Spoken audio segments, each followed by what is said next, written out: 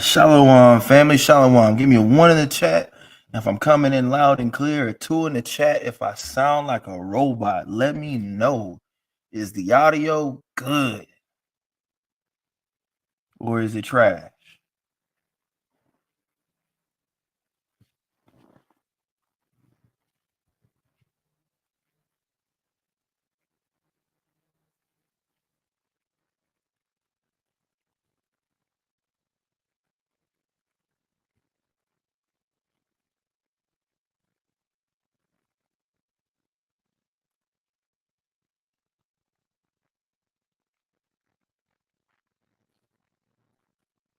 Feed me righteously said we coming in loud and clear. All praises. Well, first and foremost, I want to give Call Halal, Abanaw Yahweh, Baha Shema Mashiach, Malak Yahweh Shai. This the brother Matathia Ban Ban Yum Yum, coming at y'all with another live class. Today we're gonna do a reaction to a video that a brother at my job put me on. Right? It's called. Let me get the actual name of the video. Let me get it. It is called. Where'd you go? Where'd you go?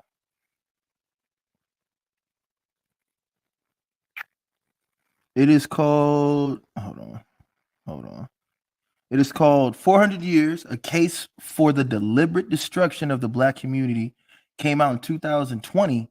And it's actually by, I don't know if it's a brother or sister, but the page is called Real Black, REEL BLACK 1. Right? It's a video on their channel, right? It's got some stuff in it. I didn't get to watch it all the way through. I just kind of skipped around on some parts. So we're gonna do a live reaction to this, right? And of course, we're gonna bring them scriptures out as we go along. Shalom, Tyson Yehuda, right? We gonna go over this, right? Because there's some interesting information in there, and of course, fair use, right? Someone put fair use in the chat, man. Is this for fair use and for edification purposes? All right, fair use in the chat. Fair use. All right, want to make sure that that's loud and that's clear. But make sure y'all like, subscribe, share, and super chat if it's on your heart. Cash app if it's on your heart, man. Right? Oh, Zion, my bad, sis, my bad, my bad. Salakia, Zion Yehuda. My apologies, right? Let's go ahead and get into it, right?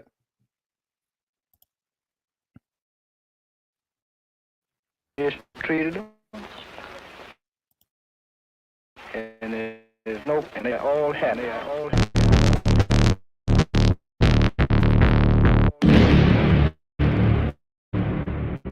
We was asking with the Panthers. We was asking with them.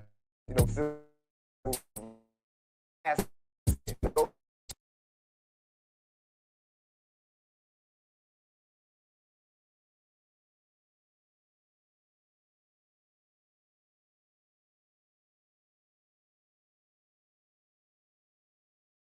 People that were asking, they're all in jail. So now what do you think we're gonna do? Ask. What black people have been crying for years. If you don't break the cycle, history. If you don't crash the system, if you don't eliminate the virus, it thrives. This is the algorithm. Is the video is it supremacy footage coming in loud and clear now? An algorithm is a list flow to finish a task.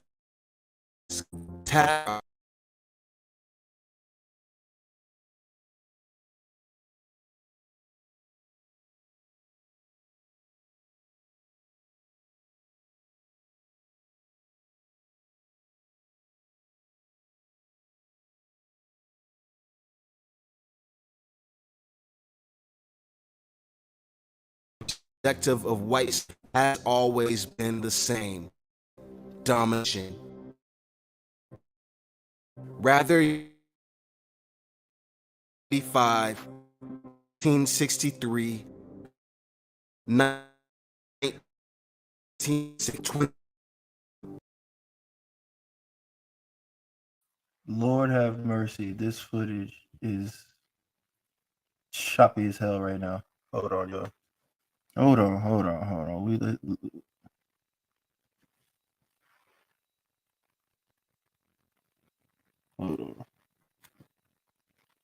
We're gonna try something real quick. Hold on.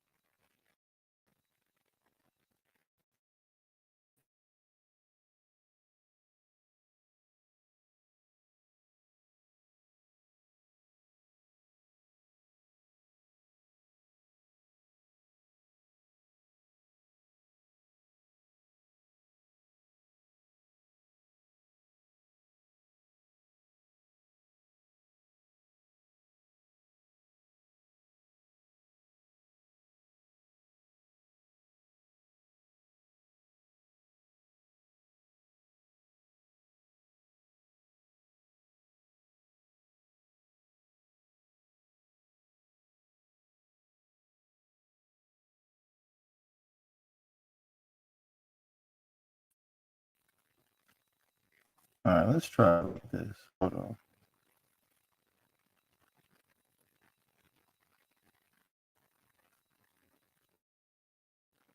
I've always got along fine with this nigga from there.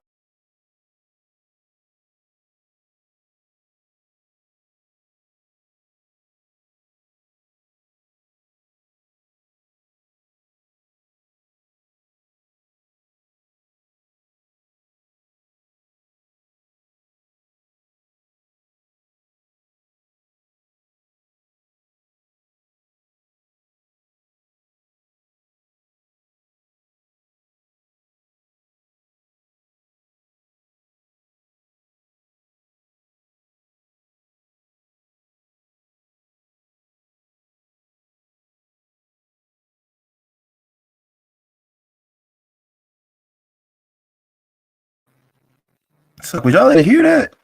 Because I did not hear it come through. This is ridiculous.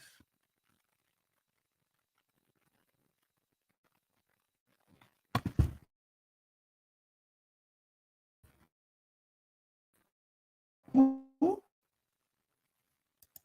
devil want us to be edified. What kind of madness is this? Okay, that was a 2.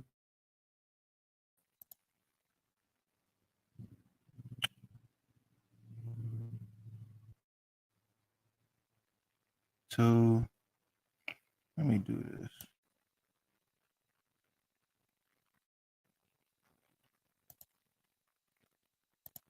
Move to studio.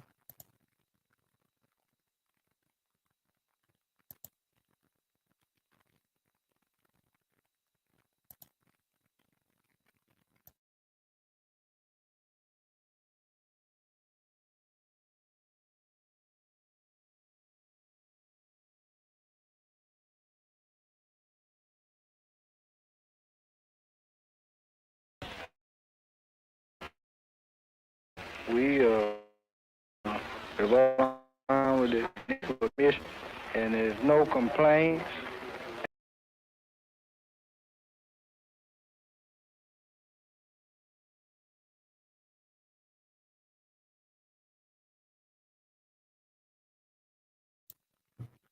When you tested it and it actually worked, and now it just don't want to work. This is ridiculous.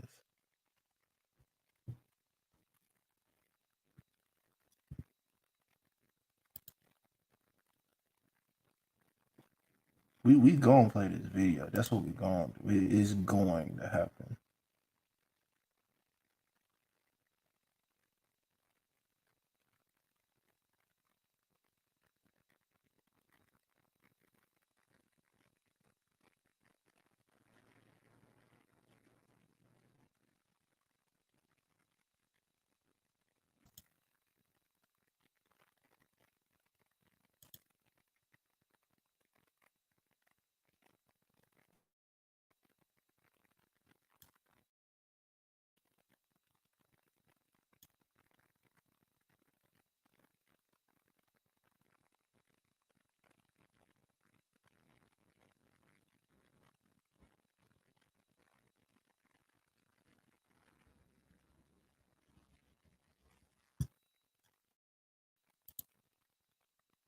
Hold on, y'all. Hold on.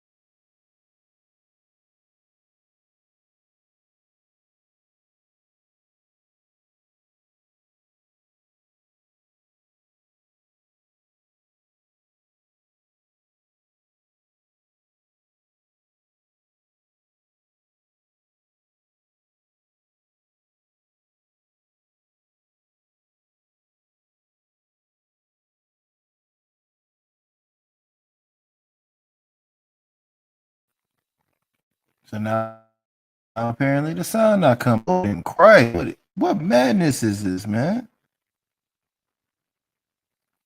We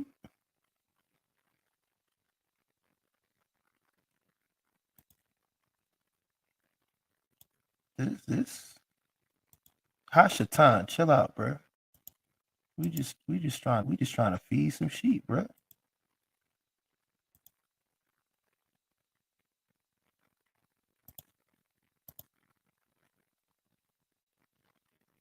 Am I coming in choppy? We fine. Hold on.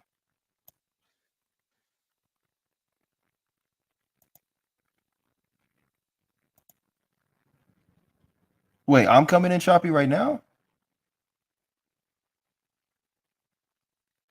The one time I got one tab open. That's when everything. Okay, now. All right.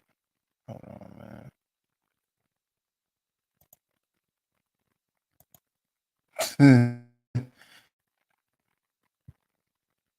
Virtual background. We gonna get it right somewhere. Let's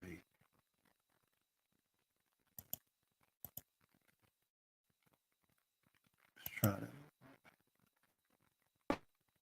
to. Never miss planes, and they are all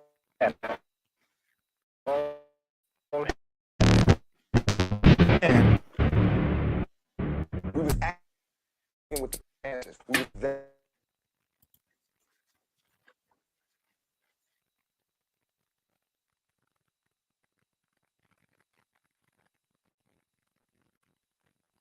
this is ridiculous. If you are on Wi-Fi, try and plug in your route. I ain't on Wi-Fi. I'm hardwired in. I'm literally hardwired fired in. There's no reason for this. Sounds like Transformers.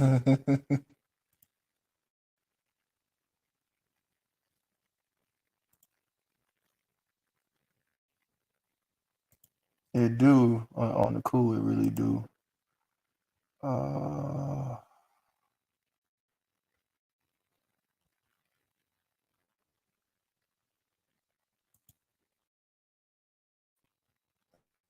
Yeah. Hold on, y'all.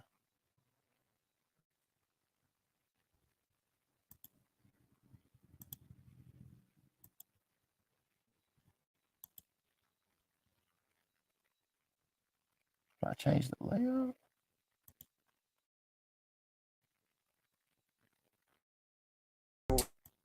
Christ asked, and they're all dead and in jail. So now, what do you think we're going to? And it's been trying for 400 years.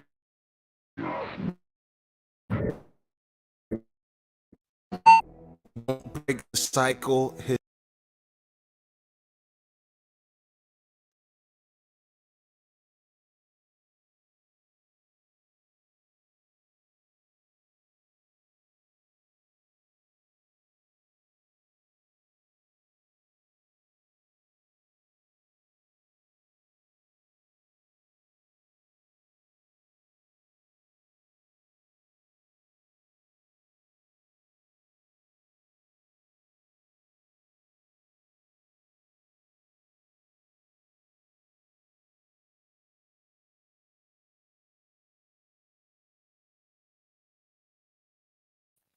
I had to check my internet connection. I'm in there. I don't know what on right now. This don't make no goddamn sense.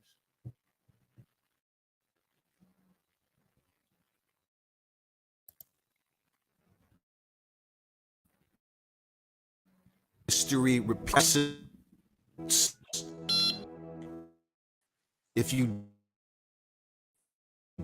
don't eliminate this white supremacy.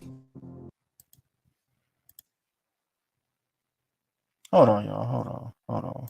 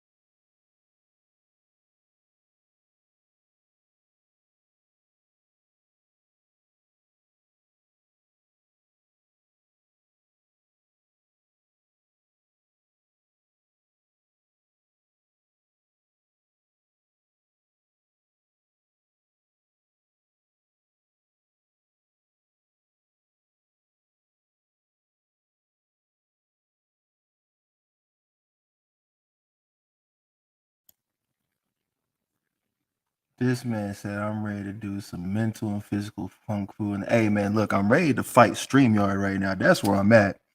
That's exactly where I'm at right now.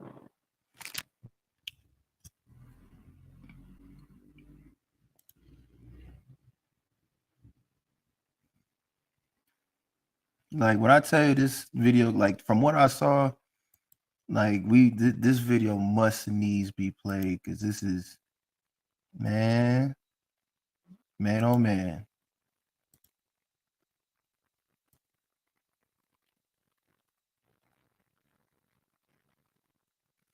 You know what?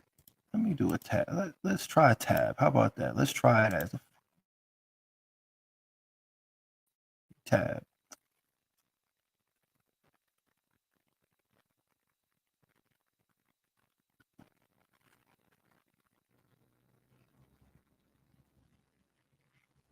And yes, that edit was deliberate. Okay.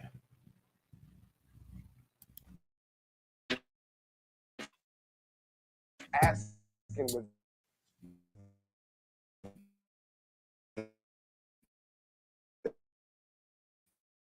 that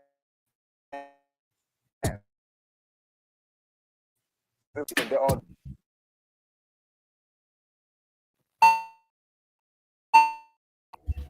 If you don't break the cycle, This is straight up asinine, man. How you gonna allow me to download a video it's not gonna play?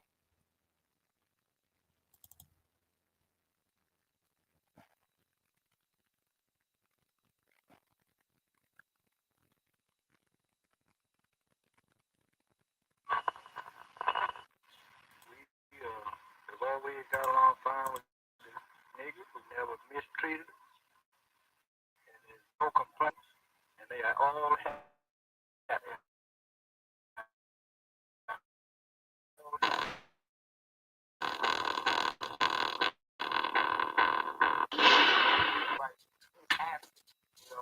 Those people that were after, they're all dead. So now what do you think was it?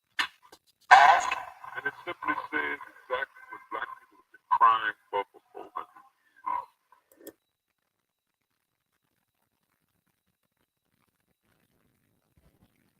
Hold on, let me do this.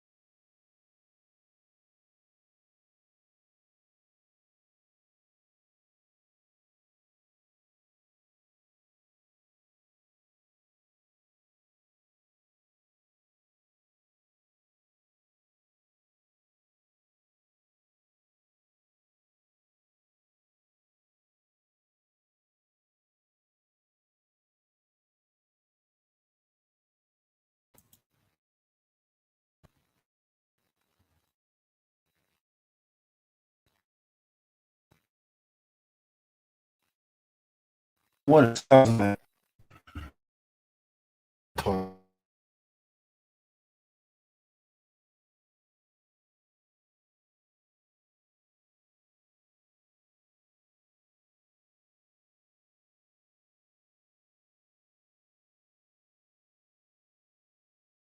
Nigga. who never mistreated them, and there's no complaint. We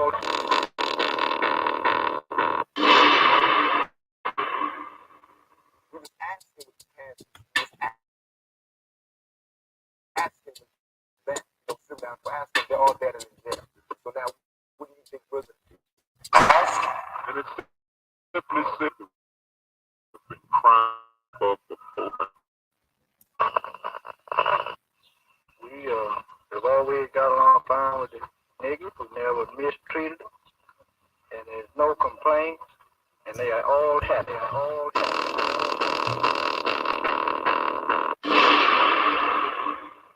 We was asking what you had, we was asking that, civil rights movement. We was asking, now those people that were asking, they're all dead and in jail. So now, what do you think was it? And it simply says exactly what black people have been crying for 400 years. If you don't break the cycle, history repeats. If you don't crash the system, it reboots. If you don't eliminate the virus, it thrives. This is the algorithm of white supremacy. An algorithm is a list of steps followed to finish a task. The task or objective of white supremacy has always been the same: domination. Rather, your present is 1619, 1775, 1863, 1968, 2020, or 100 years in the future. If this algorithm has not been ended, then its goal will remain the same, despite the rising and falling of nations and institutions. The algorithm of white supremacy's reach is global. Its history is evil, and its effects have been injected deeply into the present. Focus your senses, open your eyes, ignore all distractions, and upload this information into your mind.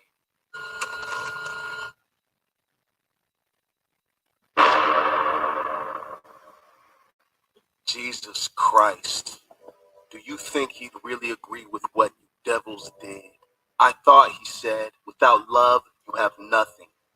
Are you sure we are looking in the same book?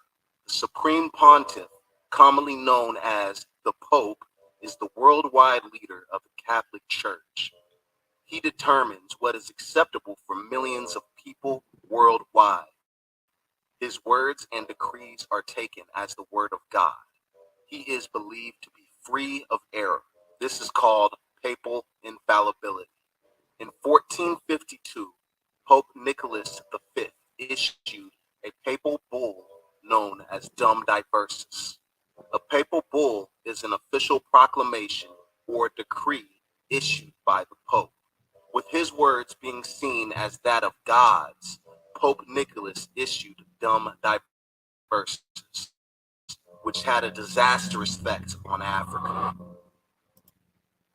So, like, real quick. Again, fair use. This is for educational purposes.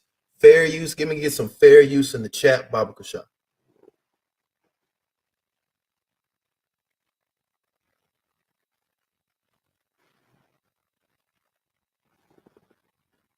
In the 1400s, there were laws clearly regulating who Christians could and could not enslave.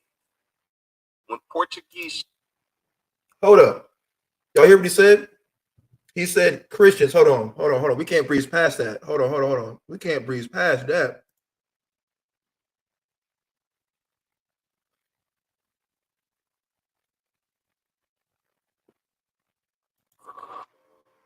In the 1400s, there were laws clearly regulating who Christians could and could not enslave. Who Christians could and could not enslave. You see that? These evil modern day Christians, man. You see that? And that's right, Hosea. It is a selected target. But again, note he said Christians.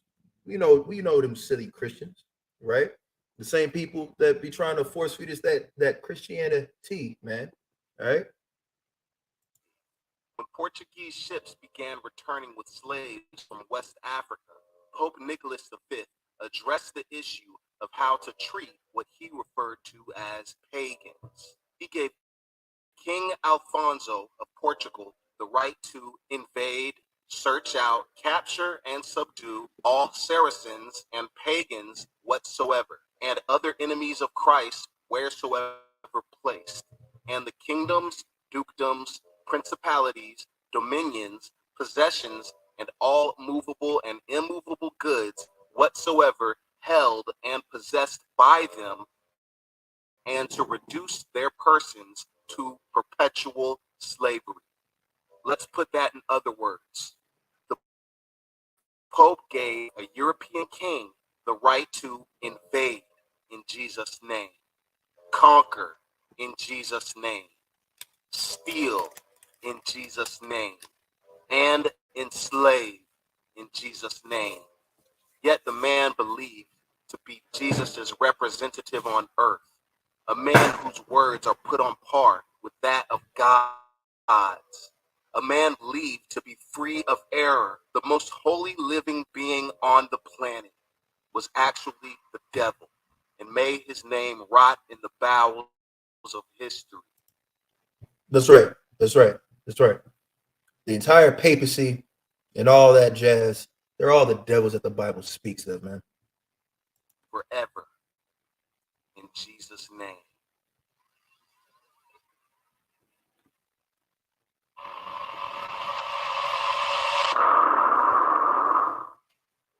After the hunt, it is not the prey who authors the story, but the hunters.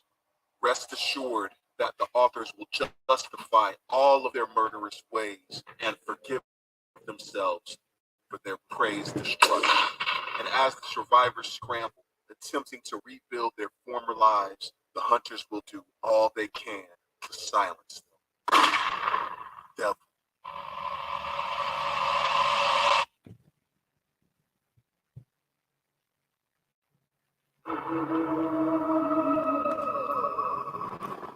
A long line of justifications led Europe to perpetrate one of the worst atrocities ever, the transatlantic slave trade.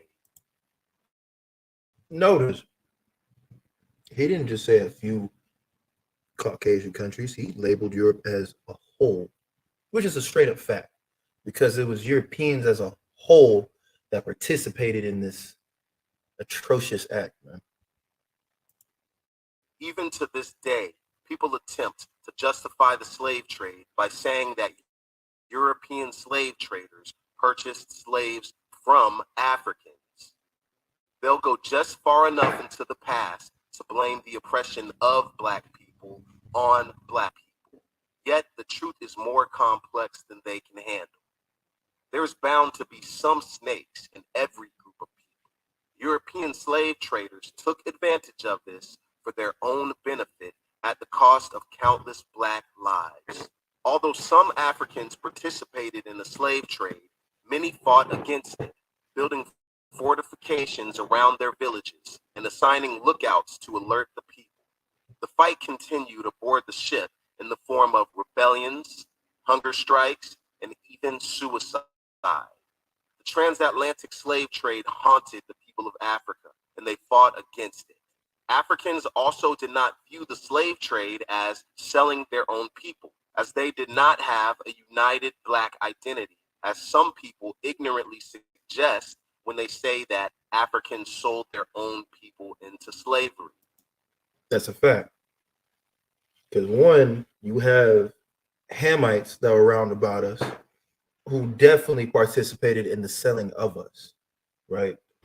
Was there some of our own that helped? Sure. But there's no way that you can say that by and large it was our own people that did it. Because even when you talk to people, those so-called Africans, they know that there's a difference between us and them. Hell, we can see the difference between us and them. They do some weird antics for no reason, man. Right? And hell, they don't even like us, right? They call us a kata, meaning the slave. That's what they call us. Africans were not united. The Europeans were united. They were united in their desire to have black slaves. Slavery wasn't new, but what the Europeans brought to it was a deeply racial connotation justified by their highest religious official, the Pope. It was the Europeans who created, ran, and heavily benefited from the intricately complex and economically lucrative system of the transatlantic slave trade. A symphony of sorrow and death, the longest forced movement of people ever recorded, spanning centuries. Hundreds of bodies would be packed together tightly, chained to the bottom of a ship. Initially, merchant ships were modified for use in the slave trade. In time, they began building ships specifically to carry slaves on. There wasn't enough space to stand, and the air was foul as people lay dead, scared, and alone in their own bodily waste. This was the Middle Passage. Traders bought Africans with European goods and took them from West Africa across the Atlantic Ocean to what the Europeans called the New World. Some estimates say that 10 to 15% of Africans died during the voyage, which lasted nearly 3 months. The survivors were sold as slaves in return for goods such as sugar, rum, and molasses. And the slave traders turned around and went back to Europe to start the journey over again. Y'all know what verse it is. Deuteronomy 28 and verse 68. And Yahweh shall bring thee into Egypt again with ships. By the way whereof I spake unto thee, thou shalt see it no more again. Talking about seeing that bondage in Egypt again, man. And there ye shall be sold to your enemies for bondmen and bondwomen, and no man shall buy you. We know what that word buy means to redeem. Look at that, man. You see, when these Idumeans, right? When these Idumean Christians try to say, well, that wasn't y'all. It's not talking about that. Then what's it talking about, man? They don't want to feel that guilt. They don't want to feel that responsibility. They don't want that judgment to come on their head, man. Guess what? Just like how we couldn't escape our judgment, y'all can't escape your judgment, man. Let's keep it going. And they hail Western civilization as the pinnacle of humanity, when indeed it seems to be the pinnacle of inhumanity. There was no age of exploration. There was no beauty in European colonization. The story of the American colonies is not some patriotic dream where America's manifest destiny was fulfilled. Real quick, for those who don't know, this image right here, this ugly ass troglodyte, is probably a freaking, what's it called? A damn transformer. This is Columbia. This was the false deity that these Europeans would worship, that would grant them that quote unquote manifest destiny. That's who that is. That's who the Statue of Liberty is modeled after. That troglodyte whore. That's what this is, man. This whore. All right. That's who that is. Just like when you read, so that's that representation of who? Of America, right? Where do you think that whole and the whore that sit upon the dragon, or also, and they shall hate the whore. This is the whore, the representation of America, Columbia. That's the whore. Let's keep it going. This was an invasion, a story all about benefiting from death, genocide, and perpetual servitude, causing problems and ignoring their effects even till this day. When we mention what happened, you look in the other direction. This evil was carried out against our people, we say. But you say blacks sold other blacks. It lasted centuries, we say. But you say it was a long time ago. It still has effects today, we say. But you say you were never a slave and I was never a slave owner. This is the algorithm of white supremacy. They always ignore, attack, or deny. If you don't break the cycle, history repeats. If you don't crash the system, it reboots. I ain't gonna lie, man. This dude subliminals is crazy. I hope nobody's epileptic, because I ain't gonna lie. Some of this footage is getting me a little dizzy. Like, this is my first time watching, just like y'all. I've only seen like a few clips. The brother's editing skills is pretty dang good. I'll give him that. But hey, man, you know, I hope nobody has epilepsy. But again, man, fair use.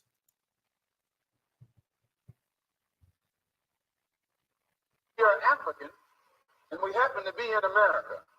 We're not Americans. We are people who formerly were Africans who were kidnapped and brought to America. Our forefathers weren't the pilgrims. We didn't land on Plymouth Rock. The rock was landed on us. That's right. That's right. That's right. We didn't land on Plymouth Rock. Plymouth Rock landed on us. That's right. We were brought here against our will. We were not brought here to be made citizens. Because we weren't brought here to be made citizens today, now that we've become awakened to some degree and we begin to ask for those things which they say are supposedly for Americans, they look upon us with hostility and unfriendliness. We invested 310 years of slave labor, 310 years, every day of which your and my mother and father worked for nothing. Not 8 hours a day. There was no union in that day. They worked from sun up until sundown, from can't see in the morning until can't see at night. They never had a day off. And on Sunday, they were allowed to sit down and sing about when they died, they wouldn't be slaves no more. When they died. When they died.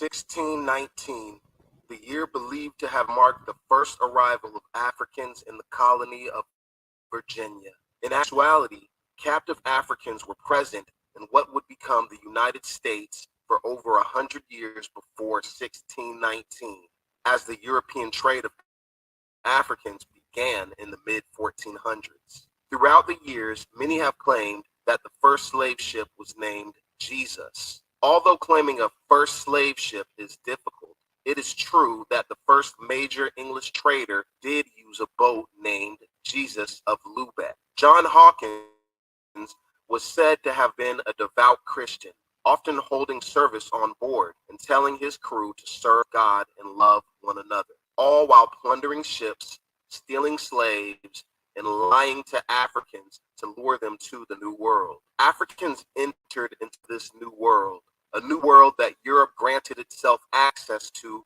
by invading, spreading disease, killing natives, and continually breaking treaties. They were sold at slave auctions, inspected like cattle, having their mouths pried open, their muscles squeezed, their bodies violated, separated from families, and brought to a place unfamiliar to them, a place to build a world for those who had destroyed theirs. What happens when you subjugate a group of people to the lowest levels of society?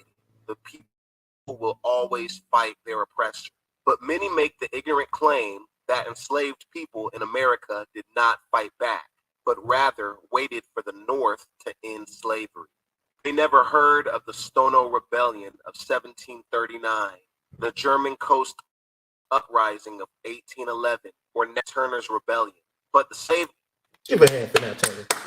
Powerful man, powerful man, powerful man, right? Powerful man. Read this precept real quick.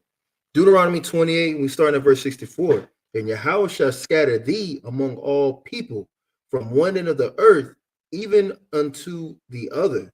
And there thou shalt serve of the gods, which neither thou nor thy fathers have known, even wood and stone. And among these nations shalt thou find no ease, neither shall the sole of thy foot have rest, but Yahweh shall give thee there a trembling heart, and failing of eyes, and sorrow of mind, and thy life shall hang in doubt before thee, and thou shalt fear day and night, and shalt have none assurance of thy life. from back then all the way up until now, man. We still live in these curses. We still live in this, man. Owners had heard of these, and they were fearful of being killed in uprisings. In order to calm their fears, laws regulating the actions and treatment of slaves, known as slave codes, were written into law. Enslaved people had to have written permission from their overseer to travel, and if they attempted to run, they could be branded with an R on their cheek, have their hamstrings cut, or be killed. Blacks were prohibited from owning weapons, and if they were caught doing so, they would receive 39 lashes and have their weapon confiscated. If an enslaved person attempted to defend themselves from their master, the slaveholder had the right to kill them. Enslaved people were considered property, so they were prohibited from owning property. Blacks accused of any crime against a white person were sentenced to death by all white juries. There were even laws punishing whites if they attempted to help enslaved people. It was illegal for slaves to read and write. Anyone caught teaching them how to do so was subject to large fines and up to 6 months in jail. They were also prohibited from congregating due to the fear of them organizing to fight against their own oppression. If a black man was accused of raping a white woman, he would be castrated or executed, all while the bodies of enslaved women were free to be violated without repercussion. Children born to enslaved women were born as slaves, and in most cases died as slaves. But you, dear listener, were never a slave. This has no effect on the present, or at least that's what they'd like you to believe.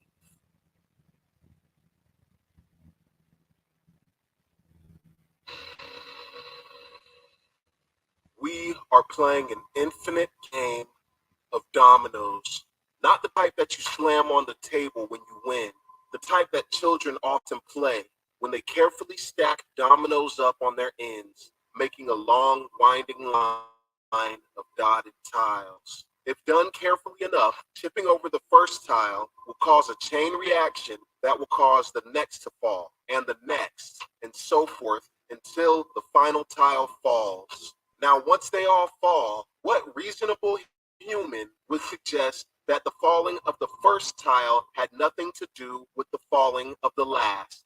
How is it that they can trace their dominoes all the way back to the Pilgrims and identify that as a monumental moment that shaped their history, but they can't seem to understand how slavery monumentally shaped Black history? Because you were never a slave. It is all by design. The algorithm of white supremacy must deny all attempts to crash the system. Hey, on the cool, that's actually a really powerful point. Because like they'll say, oh, the founding father, they'll go back to their founding fathers or whatnot and say that's what helped make America what it is. The second we say something, oh, it didn't matter, you weren't there.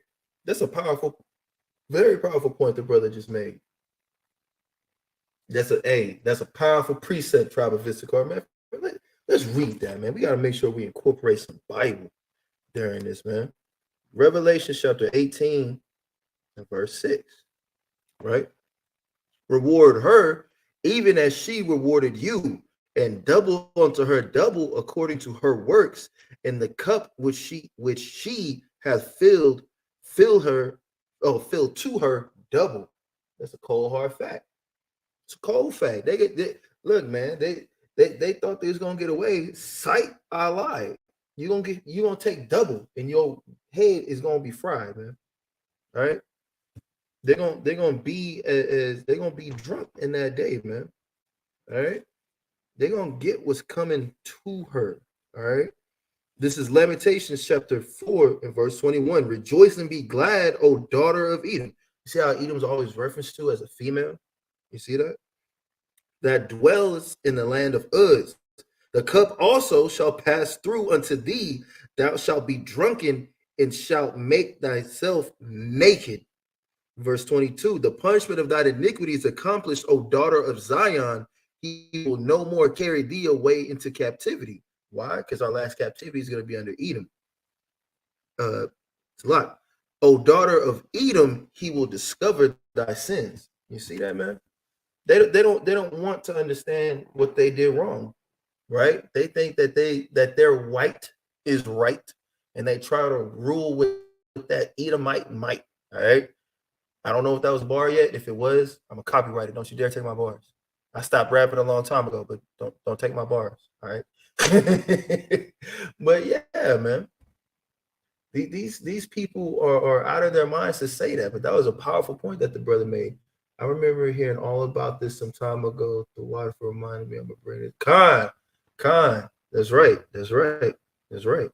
Again, this is on the brother Real REEL Black BLACK 1. So Real Black one word, and then one is the second word. Be sure to go check out his channel. It's not terrible, not terrible, man. Hey man, if y'all gonna speak Spanish in this chat, make sure to teach me. Así es Dios. Something God. I know that. I know it's something God. That's I know it has something to do with the Most High. I get that part. Oh man. But yeah, man, put like in parentheses, there's those of us that wants to learn Spanish too. Okay. Like I'm trying to, I want to learn Spanish. I'm trying to confuse people. I'm trying to make people think that I'm a, Dominican or something, or just a really dark Puerto Rican sometimes. Oh, that's right. All praises, all praises, all praises. See the water. I just learned something now. All right, let's keep it going.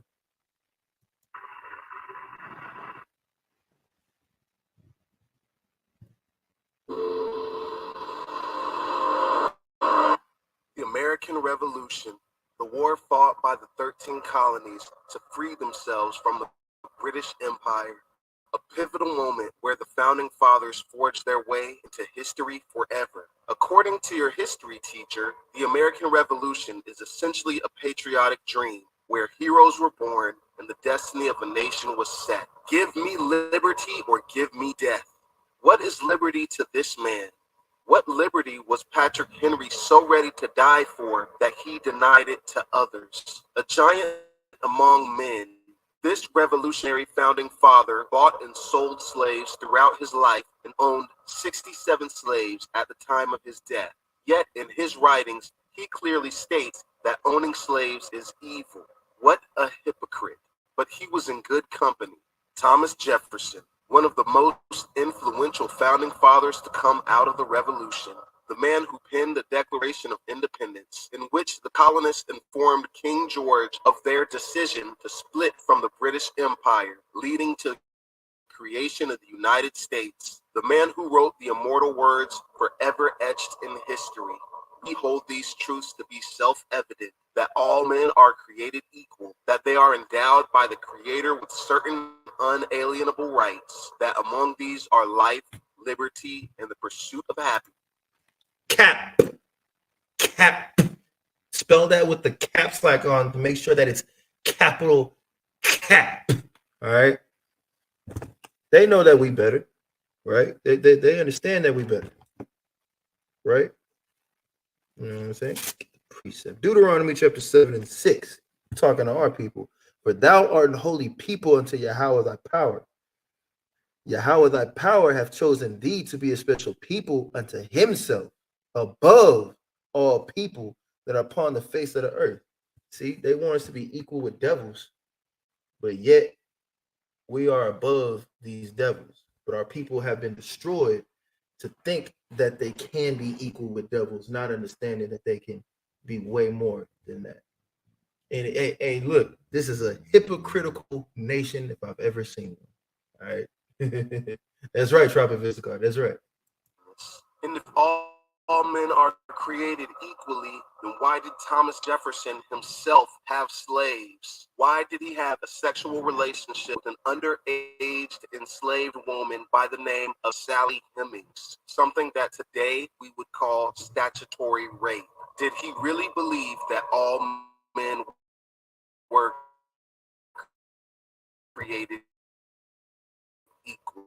Words and black men fought for continental their freedom in return for their service. Although at the end of the war, a number of slave owners failed to keep their promise. Things for the colonies also promised freedom. Yet at the end of the war, them enslaved by the very men who had filled their heads with false promises as they fled the colonies to be slaves in Jamaica or St. Augustine. Fighting against the United States was revisited during the War of 1812, in which the United States fought and defeated Great Britain once again. America's national anthem, the Star-Spangled Banner, was written by Francis Scott Key during the War of 1812. It was initially a poem. Hold on, yo. Why her forehead so big? You know that's a wig, but why? You can tell her forehead is huge. She don't got a 5 head, she got a 10 head. Oh,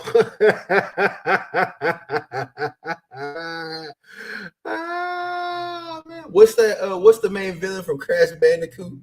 That's the type of head she got, man. That's right. That's all red coats and them blue coats, man. All of them. All right.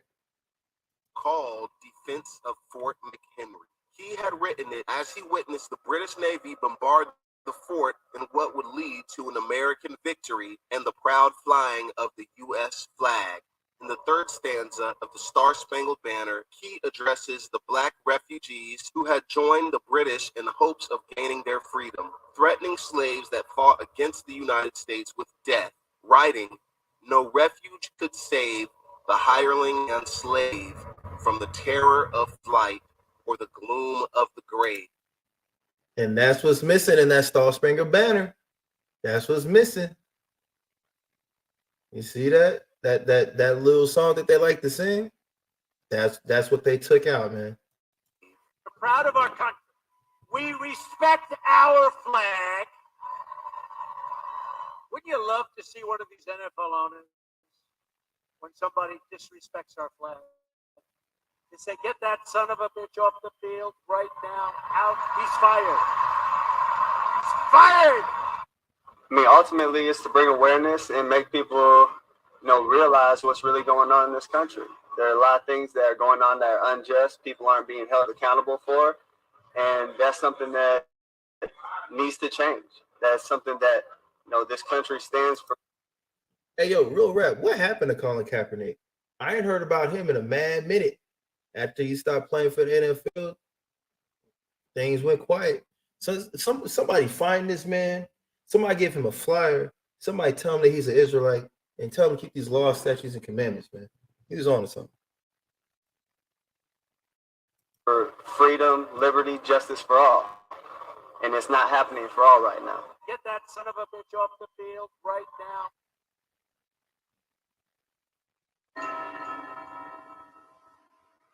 The American Civil War. Nearly a century had passed since Thomas Jefferson had written the Declaration of Independence, and the United States continually failed at living up to its promises of freedom and equality.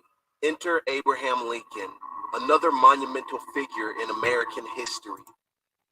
Hey, yo, real rap. Look at this. Hey, yo, real rap. If I would have ran a fade with Abe Lincoln, he would have got his ass whooped. That's all I'm gonna say. He look, we can slap box. I'm gonna slap the taste out of his mouth, right? I just wanted to put that out there. According to your history teacher, Lincoln was a savior for the black community, a selfless man who gave his life fighting to abolish slavery. Lincoln emerges. And all praises for John Wilkes Booth for walking up. Is that who was John Wilkes? John Wilkes Booth? Oh, you know what I'm saying? He had the wherewithal to go up to, to shoot that man in the back of the head. All praise. Get the Most High head for catching that body right there. As a benevolent hero, the Civil War is often used to silence black voices and ignore the effects of our history. People say there was an entire war fought to free the slaves. People died to set your ancestors free. What we should be asking is, why did it take America centuries to wake up to the evils of slavery? And why were Americans still willing to die to preserve it? The Confederate States of America were formed after Lincoln became president in fear that he would bring slavery to an end. But the truth is, Lincoln was not an abolitionist. Abolitionists believed that slavery should be ended immediately. While Lincoln viewed slavery as a moral wrong, he did not seek to bring it to an end. During the peak of the Civil War, in his own words, Lincoln wrote, "If I could save the Union without freeing any slave, I would do it. And if I could save it by freeing all the slaves, I would do it." Hold on now. Like, let's pay attention to this. Let's pay attention to this, because this is the part they don't teach this in school. This man said, if I could save the Union without freeing any slave, I would do it. And if I could save it by freeing all the slaves, I would do it. And if I could save it by freeing some and leaving others alone, I would also do that. This man didn't want to free no slave. He just wanted to stop the war, man. And he used military tactics to do so, right? But our people say, "Oh, I love Abraham Lincoln." Hey, man, look. If I see a penny, I'm going to spit on it, all right? And if I could save it by freeing some and leaving others alone, I would also do that. In other words, although Lincoln thought slavery was morally wrong, his primary goal was keeping the United States together, regardless of whether slavery was abolished or not. The Emancipation Proclamation is commonly believed to have abolished slavery. This is not true. Many who believe so most likely have never actually read the document itself. The Emancipation Proclamation was a military measure taken by President Lincoln to destabilize the South and rally escaped slaves to fight for the Union. Lincoln writes, "I further declare and make known that such persons of suitable condition will be received into the armed service of the United States to garrison forts, positions, stations, and other places, and to man vessels of all sorts in said service." So look at what he's doing. If you are a slave and you want to be free, you had to join the Union and fight. That's it. Instead of, oh, you just run to the north and be free. No, you gotta fight for the Union. That's what you gotta do. You gotta die. You gotta fight and die in order to be. Like, you see? Do you see the madness? The proclamation only applied to states that were in rebellion. This was an attempt to destabilize the South from within. This doesn't mean that the Emancipation Proclamation was not an important document or that it did not help lead to full abolition. Lincoln's participation in the eventual abolition of slavery and his tragic assassination at the end of the Civil War propelled him into sainthood. But how did a man known as the Great Emancipator really feel about Black people? These are words from his own mouth. "I am not, nor ever have been, in favor of bringing about in any way the social and political equality of white and Black races. I am not, nor ever have been, in favor of making voters or jurors of Negroes, nor of qualifying them to hold office, nor to intermarry with white." Bruh. Hold on, man. Hold the hell up. Let's run that back. "Have been in favor of making voters or jurors the social and political equality of white and Black." Look at this. This man, and people idolize him. Oh my God, Abraham Lincoln. What? Come on, man. These Edomites have never been for us.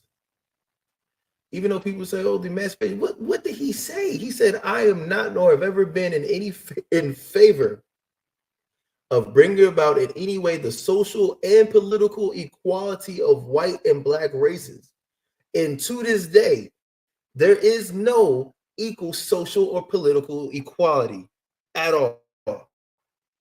Races. I am not, nor ever have been, in favor of making voters or jurors of Negroes, nor of qualifying them to hold office. Look at that. Now, there are some of our people that are in those positions, sure. But at least he had the, the intermarrying part, right? It is what it is. Our sisters need to get away from them pale devils, man. All right. They ought to do so. But I mean, hey, this is America. Enough said. Nor to intermarry with white people. And I will say, in addition to this, that there is a physical difference between the white and black races, which I believe will forever forbid the two races living together on terms of social and Yo, hey, look, at least he was honest. This man is saying, and I will say in addition to this, that there is a physical difference between the white and black races, which I will forever forbid the two races. He said, which I believe will forever forbid the two races living together on terms of social and political equality. To this day, there is no social nor political equality between us and these pale skinned devils, man. These cauliflower colonizers, right? These packs of thawed out bacon. These oh my God, these sheep shaggers, man. There's no equality here. You see, at least he knew that. See, the devil understands that we can't never, actually be equal on anything, man.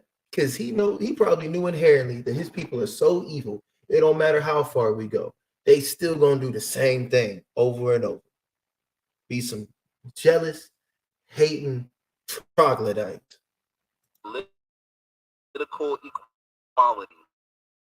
While they do remain together, position of superior and inferior. And I, as much as any other man, am in favor of having the superior position assigned to the white race. I do not understand the belief that because I do not want a Negro woman for a slave, that I must necessarily want her for a wife. Those aren't the quotes you'll see etched in stone around the Lincoln Memorial. Lincoln believed that free slaves should be sent to either Africa or Central America. He even attempted to get support for his plan prior to writing the Emancipation Proclamation on the basis that whites and blacks could not live together peacefully. Stop and digest this information. Why am I telling you this? Remember the algorithm. If you don't crash the system, it reboots. And Abraham Lincoln showed us how the system works. Even one of the most influential individuals who played a major role in the abolition of slavery was racist. The system of white supremacy took a deep blow when slavery ended. Yet the system was immediately rebooting in the minds of those who helped deliver the blow. Lincoln is a picture of many white Northerners who believe slavery to be wrong, but also believe in true equality for blacks. How are we to view the individuals who gave with one hand and took with the other? Every time black people are freed from a system of oppression, a new one is created in an instant.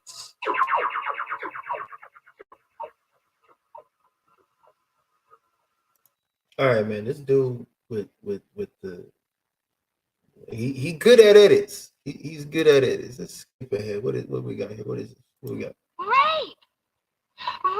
The hell? Hold the hell up. I scooch up like 2 seconds. And this is what we go to? Bruh. Hold on. Hold on, bro. I was just trying to get past all the triangles. That shit was weird. All right, let's try that again. Oh man, the shoe shine man. I'm a And that can ask whom Christian look like. Yeah, I got the devil in me. Wait waiting on welfare line, employment line, gas line since 9. Now I'm waiting on the pawn shop line. Yeah, I got the devil in me. Been shot on, pushed on, gassed on, fast on, red, white, and blue on. Now I'm waiting to turn on. Yeah, I got the devil in me. It's the man you see. I'm a natural black face, and up my sleeve I'm holding an ace that I won't die in disgrace. If I stop dancing and don't let you blow me anymore in the wind, cause I refuse to come. Help! Rape! Rape!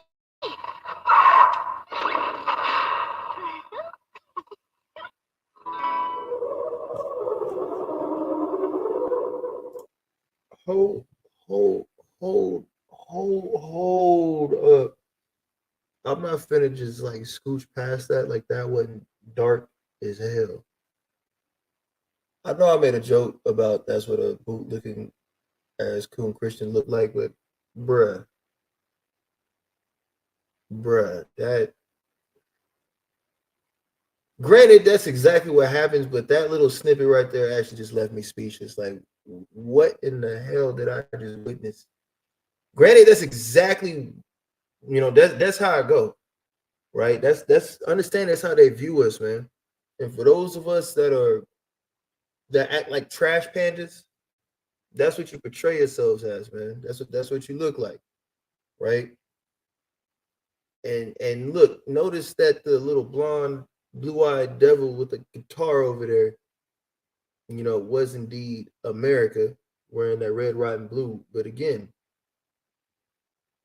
like they're like look, growing up as a kid, I inherently knew not to go after white women because of that. Because in an instant, all they got to do is say grape, and that's exactly what happened, man. That's exactly what will happen.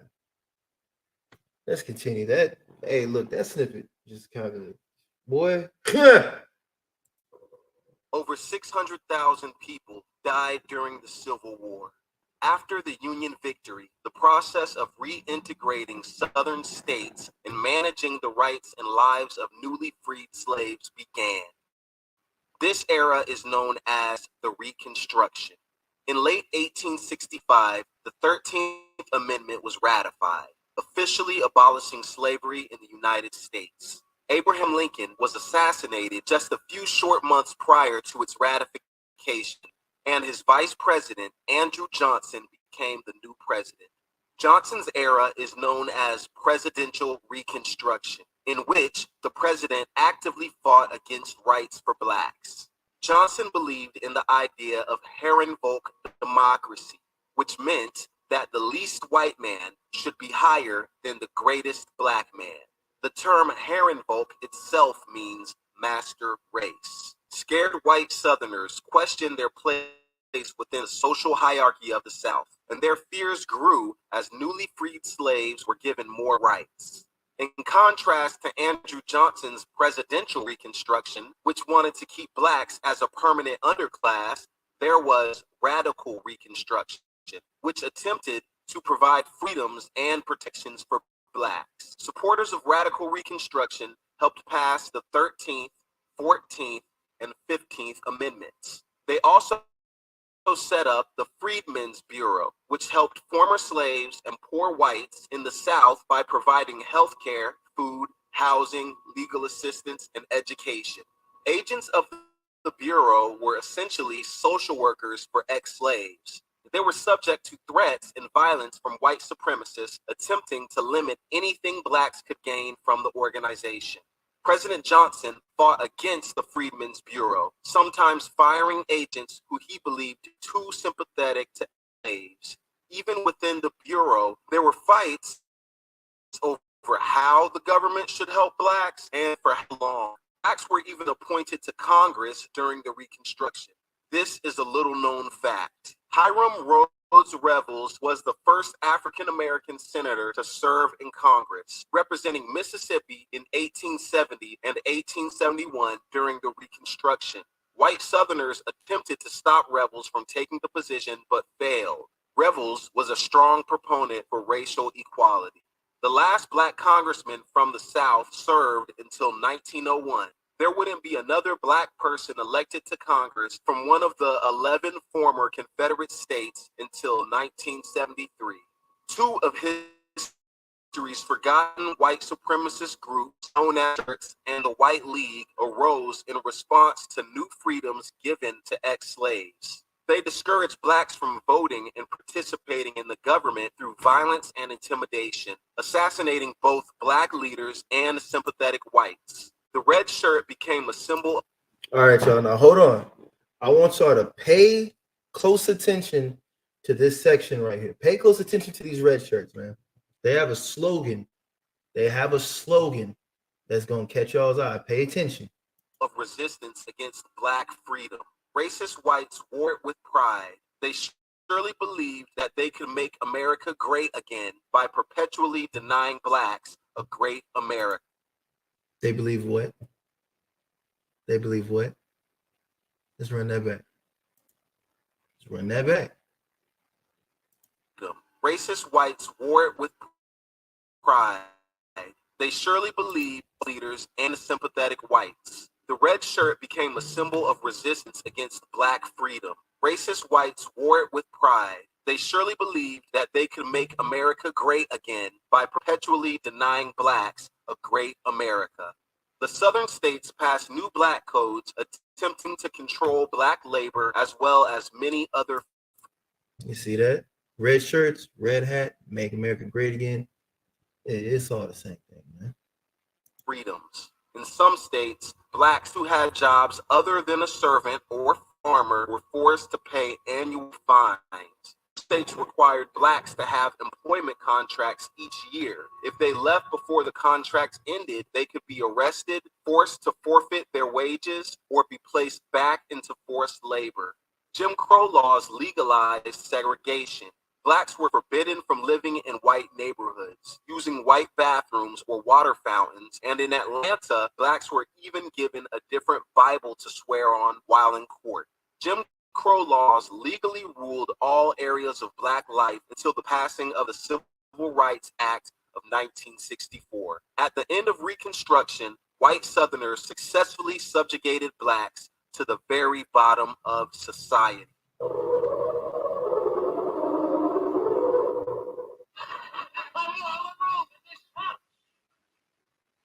Isn't anybody else interested in upholding standards? Our world is coming crumbling down. The coons are coming. Archie, 12% of the population is black. There should be a lot of black families living out here. Yeah, this is only the beginning, but I think it's wonderful. Wonderful, huh? Well, let's see how wonderful it is when a watermelon rinds come flying out the window. In the name of the greatest people that have ever trod this earth, I draw the line in the dust and toss the gauntlet before the feet of tyranny, and I say segregation now, segregation tomorrow, and segregation forever.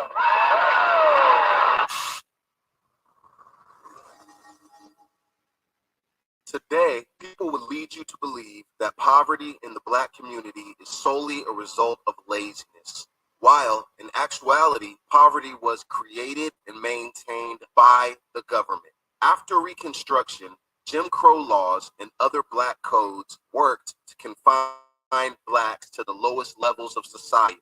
When the idea of home ownership became part of the American dream, blacks were systematically kept away from it. The Great Depression had a disastrous effect on the American economy.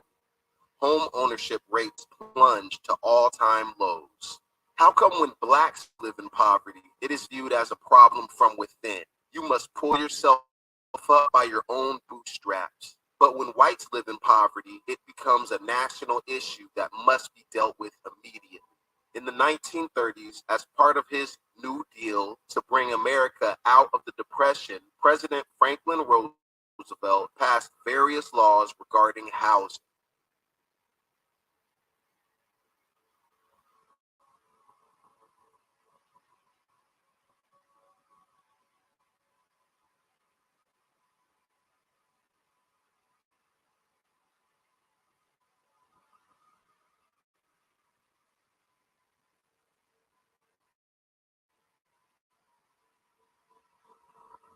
Roosevelt's reforms created the American middle class and placed many families into affordable homes. Unfortunately, his reforms were targeted at aiding whites, while blacks were stopped from participating in the growing middle class. While the Federal Housing Administration was building hundreds of thousands of homes and filling them with white families, they were also solidifying the practice of redlining. Redlining is the discriminatory practice of denying various housing services such as banking and insurance on the basis of race.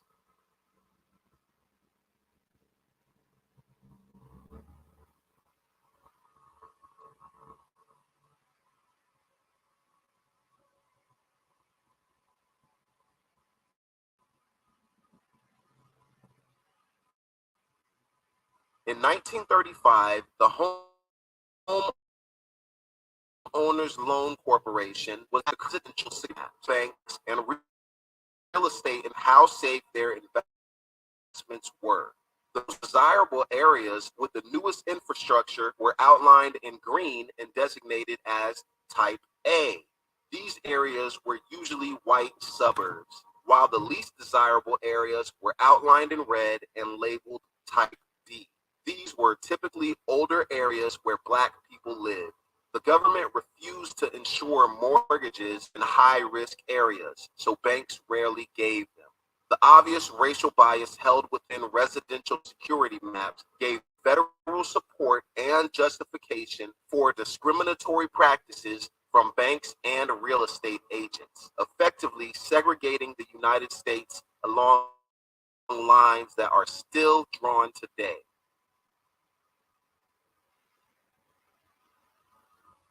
That's a fact. Redlined areas were underfunded and neglected, becoming slums and ghettos that would be demolished. With property taxes determining school funding, black schools went heavily underfunded, leading to joblessness, more poverty, and crime. Even today, schools in predominantly white areas receive around $23 billion more dollars annually. Even after segregation was declared unconstitutional, racist whites would leave neighborhoods with growing black populations, a phenomenon known as white flight. But once those old structures that blacks were living in became trendy again, predominantly white investors swooped back in to gentrify the neighborhood, and the cycle continues today, and we haven't even scratched the surface. To view poverty in the black community as some type of inner defect that could be simply fixed by filling out a job application ignores 150 years of unfair housing practices designed to keep black people in substandard conditions. It ignores the fact that measures taken to limit discrimination, such as the 1968 Fair Housing Act, have been widely ignored by local and state governments. It ignores the lasting legacy of an era that refuses to remain in the past, unsurprisingly gaining new life from the president, who wrote, "I am happy to inform all of the people living their suburban lifestyle dream that you will no longer be bothered or financially hurt by having low-income housing built in your neighborhood. Your housing prices will go up based on the market, and crime will go down." At the very same time that America refused to keep the Negro in the land, through an act of Congress, our government was giving away millions of acres of land in the West and the Midwest. But not only did they give the land, they built land-grant colleges with government money to teach them how to farm. And they are the very people telling the black man that he ought to lift himself by his own bootstraps. Now, when we come to Washington in this campaign, we are coming to get our check. There are literally two Americas. What they say reveals their deepest fears and frustrations.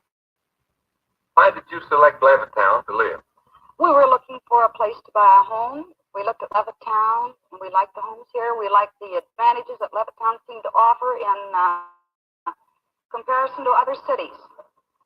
And we understood that it was going to be all white. We were very happy to buy a home here. How about your children? Have you talked with them about the minors? I feel that it's something that We're very interested in your house, and we'd like an application. And I remember what he said to me. He looked at me, said, "It's not me, but the management has not as yet decided whether he's going to sell these houses to Negroes or not." And Can't believe it. You really thought you had it made. Everything is falling into place. well, I'd like you to conceive that somebody telling you that there's no recourse, telling you that openly and outright like that. To America.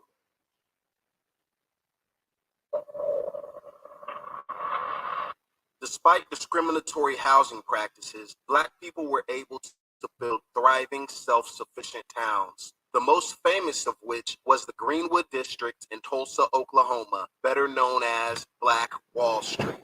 In 1906, a wealthy African-American landowner known as O.W. Gurley purchased 40 acres of land in Tulsa, Oklahoma.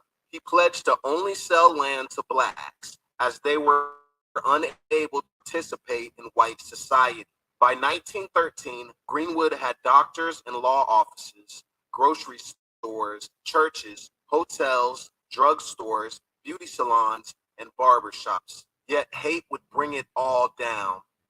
People living in the areas surrounding Greenwood were becoming increasingly jealous of its growing prosperity. In 1921, tensions flared into an all-out massacre after a 17-year-old white girl, Sarah Page, accused Dick Rowland, a Black teenager, of assaulting her on an elevator. The day following Rowland's arrest, the Tulsa Tribune ran a story labeled "Nab Negro for Attacking Girl in Elevator," in which they described the incident as an attempted assault. During this time, even an attempted assault on a white woman was treated like rape and could result in a lynching. It is notable to say that Sarah Page refused to press charges on Rowland. This gives great reason to assume his innocence. After an angry citizen called the Tulsa police commissioner and told them that they were going to lynch the Black devil that assaulted that girl, Rowland was moved to a more secure cell on top of the courthouse. Black citizens feared the possibility of a lynching, so they armed themselves and went to the courthouse to protect Rowland. When a white man tried to wrestle a Black man's gun away from him, it discharged. That is when all hell broke loose. The shooting at the courthouse started 2 hours of fighting in downtown Tulsa until the men who came to protect Rowland returned to Greenwood. Fears of a Negro uprising grew as skirmishes continued. The National Guard received orders to go into Greenwood and take unarmed Blacks into protective custody. As Greenwood's residents and Black workers from Tulsa's white districts were being forced into detention centers, angry whites descended into Greenwood, viciously massacring people, setting fires, stealing and destroying buildings. Even police officers who were supposed to help joined in. In the aftermath, an all-white jury blamed the massacre on Greenwood's Black residents, and no whites were charged. Most of Greenwood's population of 10,000 people were left homeless, with over... And yet they say that they are not evil. This was something that happened recently. We actually had something for ourselves, and what happened? They came to ruin it, man, because they don't want to see us be prosperous without them, right? Is that a devil that the Bible speaks of? Let's be real. Let's be real. 6,000 living in internment camps for months. The Red Cross mounted a relief effort, drawing criticism for using taxpayer dollars to help the victims. Tulsa's white neighborhoods and businesses were not harmed during the riot. The story of Black Wall Street is famous, but it isn't the only one. The Rosewood Massacre took place in Florida just 2 years after Tulsa. 150 Blacks were killed. What about the Colfax Massacre of 1873, where 150 black men were murdered for congregating at a courthouse? Or the 1898 Wilmington race riot, where black participation in the government led whites to make a white Declaration of Independence, overthrowing the local government, killing hundreds of blacks? Or the Atlanta Massacre of 1906, which saw a death toll of over 100. White violence towards blacks took the form of massacres and lynchings throughout the United States. Blacks were pushed out of white American society, and when they created successful towns, they were destroyed. Add that to the government's discriminatory housing policies, and you have a recipe for destruction. Yes, and they used to call it Black Wall Street, but it wasn't Wall Street, but you know, it was a prosperous community. Well, I'm 95, and I was 6 years old at the time of the disaster. Whites decided to burn down the homes of 10,000 people. So that was not a riot. It was planned desecration. We were just small children. And my family had not told me about prejudice and hate and things like that. I thought everything in the preamble to the Constitution referred to me. It was 80 years before the state of Oklahoma actually had a commission to study it and remove the blame from us as victims and put the blame where it belonged on the Ku Klux Klan. We don't hate the Negro. God made him black, and he made us white. And you'll find it laid out in the 11th chapter of Genesis, in which he segregated the races. And we knowing that for 5,000 years, the white man has been the supreme race, we the Knights of the Ku Klux Klan intend to keep it the white race. Now we all know that that's straight up cat. They're the most evil and vile of the heathen. That's a fact, right? But at the same time, y'all not superior. The sun hates. The Most High made you to be hurt by the sun. You need sunblock. You can't look into the sky without dying. You smell like moldy cheese and wet dog. Your genes are recessive. All right. By the time you hit 30, you look 65. You bruise like a bleeding banana. You look like a rhesus monkey. All right. You got no lips. You can talk a lot, but you ain't got no lips. Right. Also, make sure to get them likes up, man. I'm over here looking. There's only 10 likes in this thing so far, man. Get them likes up. We got over 30 people in here. Get these likes up, man. All right.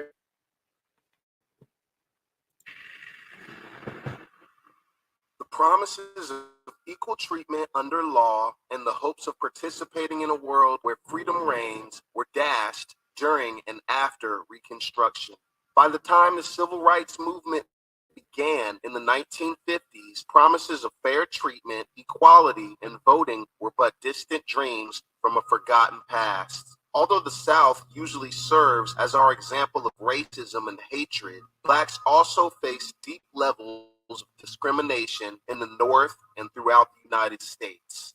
Segregation was the law of the land and was ruled by the Supreme Court as constitutional in the Plessy versus Ferguson case of 1896. Its dismantling would become one of the main focuses of the Civil Rights Movement. The start of the Civil Rights Movement is said to have began with Rosa Parks and her refusal to give her seat up to a white man on the bus.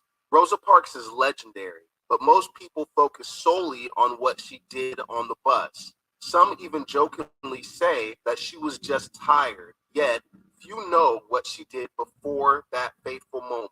In her own words, she said, I was not sitting in the front of the bus as so many people have said, and neither was my feet hurting as many people have said. But I had made up my mind that I would not give in any longer to legally enforced racial segregation. Before she stepped foot on that bus in 1955, Parks was heavily involved in the Civil Rights Movement for many years. working as secretary of the Montgomery chapter of the NAACP for 12 years before her arrest, organizing committees for equal justice and becoming involved in civil rights court cases. She even attended a school that taught activists how to fight for racial equality. Rosa Parks was not a tired little old lady. She was a revolutionary-minded freedom fighter. Years before her arrest, Parks had a bad interaction with a bus driver named James Blake. In Montgomery, it was customary for blacks to pay their bus fare at the front, exit the bus, and then re-enter from the back where the colored seats were located instead of paying and walking past white seats. In 1943, Blake instructed Rosa to pay her fare and re-enter from the back. After she exited the bus, James Blake drove off without her. Parks swore to never ride his bus again. She didn't know that he would be the bus driver that led to her arrest. It is possible to think that this earlier interaction influenced her decision to disobey Blake's orders. On December 1st, 1955, Parks paid her bus fare and sat down in the colored section. After the whites-only seats filled up, the bus driver, James Blake, ordered Rosa and 3 other black people to vacate their seats. They complied, but Rosa felt a determination to stay. In her head was the story of Emmett Till, the black teenager who had been killed after allegedly flirting with a white woman in August of the same year. Just days earlier, that story of Emmett Till, the black teenager who had been killed after allegedly flirting. Hey, man. This troglodyte right here, Carolyn Bryant, she's still alive and she's still not in jail, man. I'm gonna say it just like how we've been saying it for a minute. Arrest this devil.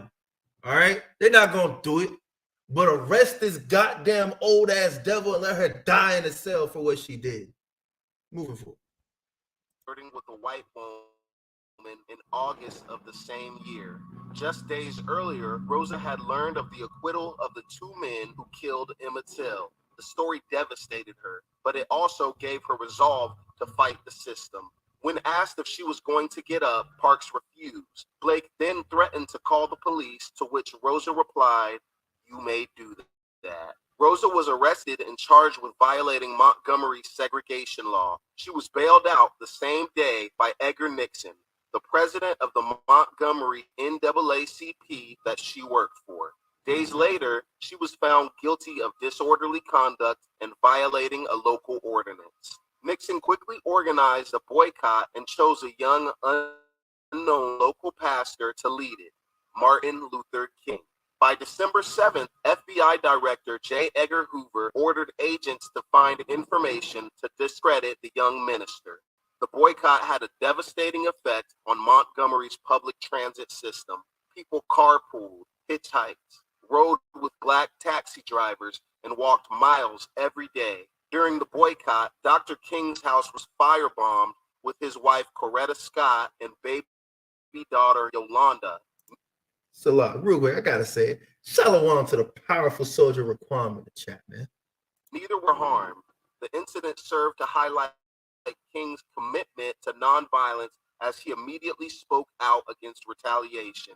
King also spent 2 weeks in jail, bringing him national notoriety and placing him as a young leader of the black community.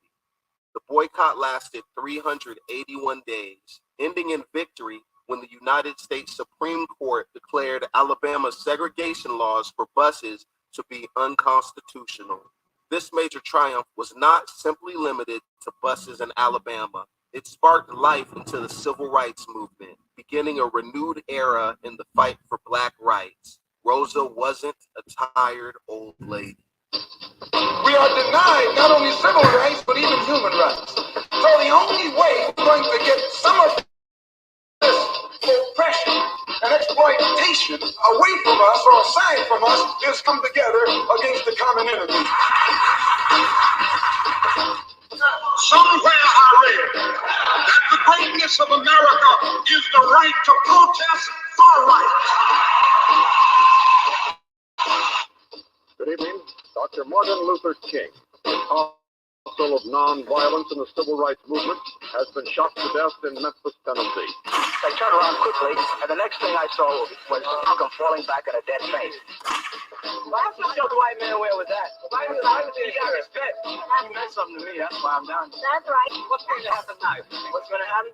You're going to get hurt. Your people, my people, it's going to be a whole lot of hurt before this whole thing is over. That's what I think. Because of this death. Yeah, but the question is, how do you get there? You get there by confrontation, violence? Oh, is that the question you were asking? Yeah. I grew up in Birmingham, Alabama. Some very, very good friends of mine were killed by bombs that were planted by racists. From the time I was very small, I remember the sounds of bombs exploding across the street, our house shaking. The man who was at that time in complete control of the city government, his name was Bull Connor, would often get on the radio and make statements like, "Niggers have moved into a white neighborhood. We better expect some bloodshed tonight." And sure enough, there would be bloodshed. In fact, when the bombing occurred, one of the mothers of one of the young girls called my mother and said, "Can you take me down to the church to pick up Carol? We heard about the bombing and I don't have my car." And they went down, and what did they find? They found limbs and heads strewn all over the place. And when you live under a situation like that constantly, and then you ask me, whether I approve of violence. I mean, that just doesn't make any sense at all. Understand, when these devils say that was such a long time ago, look at this footage. Look at this footage. Late 60s, early 70s. It wasn't that long ago, man. That's our parents' generation. That's when they was growing up, man. This is our grandparents when they were adults, man. And like this sister said, you know those songs, "You dropped the bomb on me, baby." Yeah, it wasn't just a song, man. Not at all. Oh, that is why we are witnessing the resurrection of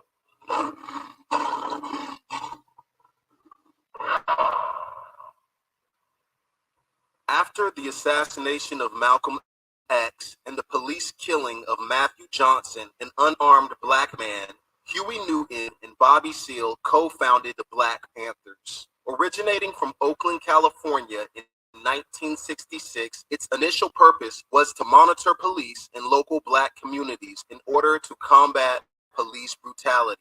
By 1969, the Panthers organized community programs providing food, education, and health clinics, among other activities. At its peak, the Panthers had over 5,000 members and had offices all throughout the United States. Known for their bold, unapologetically pro-black ideology, the Panthers called for an end to police brutality, advocated for equality in housing, employment, and education, as well as advocating for blacks to control their own communities and the electing of black officials. Women were an integral part of the Panthers, at times leading the organization, while constituting 2/3 of its members. They were strong, smart, revolutionary, and beautiful. Dressed in all black with afros, black fists held high, often seen carrying weapons to defend from a brutal government. The Black Panthers were feared, known by FBI Director J. Edgar Hoover as the greatest threat to the internal security of the country. This from the same man who called Dr. King an enemy of the state. Black Panthers made use of California's open carry laws that allowed individuals to carry loaded rifles as long as they were displayed and not aimed at anyone. Police would be monitored from afar as they drove throughout black communities in order to prevent or stop unlawful police violence. This resulted in the Mulford Act of 1967, which repealed California's open carry laws in an attempt to disarm the Black Panthers. In protest, 30 Black Panthers armed themselves and went to the California State House. The nation was horrified. The Panthers' protest inadvertently helped pass the Mulford Act, which was signed into law by Governor Ronald Reagan, along with a measure outlawing firearms at the state capitol. This led to a wave of gun control regulations aimed mostly at blacks. The National Rifle Association worked closely with the U.S. government to pass strict gun regulations, all in response to the Black Panthers' lawful use of firearms. The government persecuted Black Panthers both openly and covertly. Members were constantly watched, unlawfully imprisoned, harassed, and manipulated. Despite this, the Panthers only had a few violent run-ins with the law, which in many cases appeared to be incited and covered up by the government itself. Unfortunately, these incidents were and still are used to characterize the Black Panthers as militant thugs, instead of a revolutionary source of protection in the face of state-mandated violence. At its worst, the FBI orchestrated a police raid on the home of 21-year-old Panther leader Fred Hampton. Hampton was asleep with his pregnant fiancée when he was shot twice in the head. An autopsy revealed that Hampton had been drugged the night before. A former FBI agent has since revealed that Hampton was drugged by an FBI informant in a plot to assassinate him. Hampton was unconscious at the time of his murder. Another Panther was killed in the raid. It be your own people. Sad.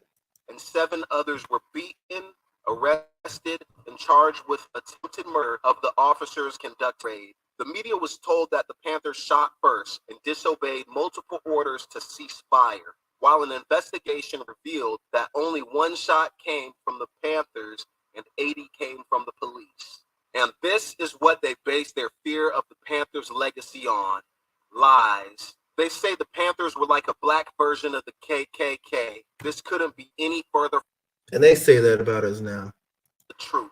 It was called the Black Panther Party for self-defense for a reason. But for those who choose to fight against government oppression, you have summoned the demon, and it will destroy you in a way you can't understand.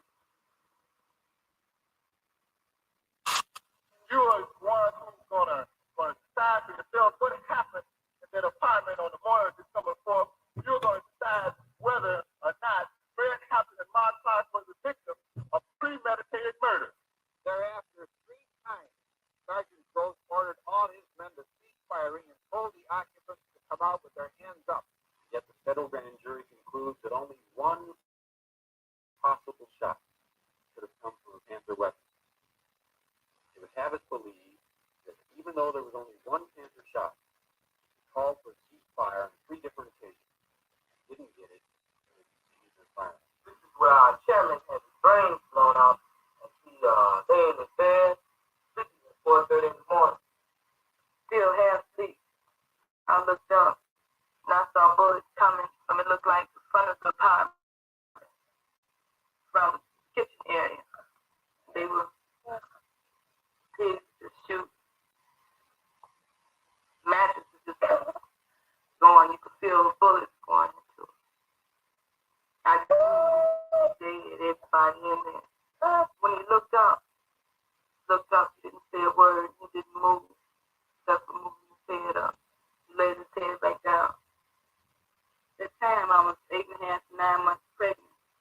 My baby was delivered in 2 weeks. Pigs kept on shooting. My recruitment by the FBI was very efficient, very simple, really. I'd stolen a car and went joyriding over the state limit, and they had a potential case against me, and I was looking for an opportunity to work out. FBI agent Roy Mitchell asked me to. I want to know if this dude is still alive. I want to know if he can actually live with himself, knowing that to save himself, he had one of his own killed. That's what I want to know, man. Go down to the local office of the Black Panther Party and try to gain membership. We tried to develop negative information to discredit him, just like we did everybody else. We, meaning the FBI, I tried to come up with signs of him doing drugs or something, and never could. He was clean. He was dedicated. I've had private conversations with him. We got along pretty well. Mitchell became more specific during that time. He needed to know who was staying at what locations. We both were speechless. We just walked through the house and saw what had taken place and where he died, and it was shocking. And then I was, I just began to realize that the information that I had supplied leading up to that moment had facilitated that raid. Oh, well, okay then. Hey man, at least he realized he was wrong, I guess.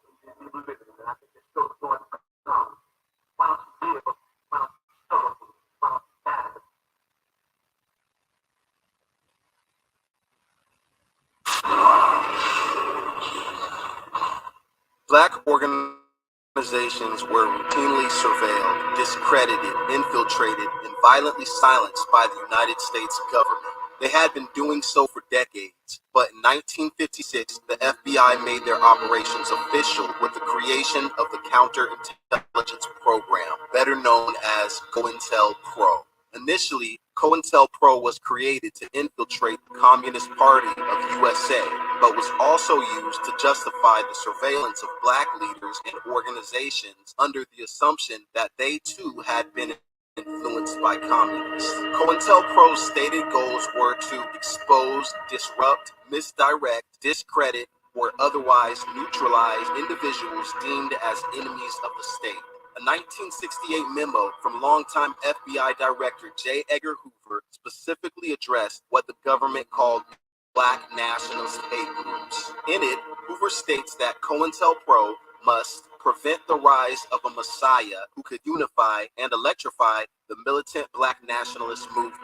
In unity, there is strength. The memo then mentions Malcolm X, who had already been assassinated, Martin Luther King, Stokely Carmichael, and the Honorable Elijah Muhammad as possible messiah figures. What did they mean by prevent the rise of a messiah? A messiah is a leader or savior of a particular group or cause. In this case, it was an individual who had the ability to inspire the Black community to continually fight for and gain true freedom and equality. That is what the government was trying to stop. So what did COINTELPRO actually do?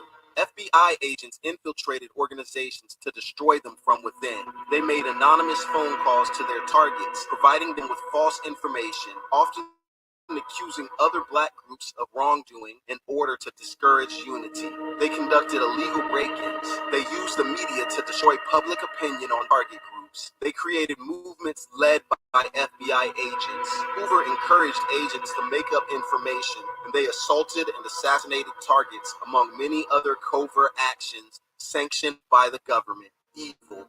COINTELPRO sent a letter to Dr. King accusing him of infidelity and suggesting that he commit suicide before accepting the Nobel Peace Prize. COINTELPRO infiltrated the Nation of Islam, purposely creating division between Elijah Muhammad and Malcolm X, leading to his assassination. COINTELPRO threatened the career of an agent who said that the San Francisco Black Panther Party's main purpose was feeding children. They expected him to find evidence of violent revolution, and when he didn't, they worked to undermine the Panthers' food program. COINTELPRO plotted the assassination of Black Panther leader Fred Hampton. They also controlled and infiltrated many events leading to the deaths of other leaders, including Dr. King and Malcolm X. Let's make it simple. COINTELPRO was a secret war waged by the United States government against Blacks who were working towards true equality and freedom.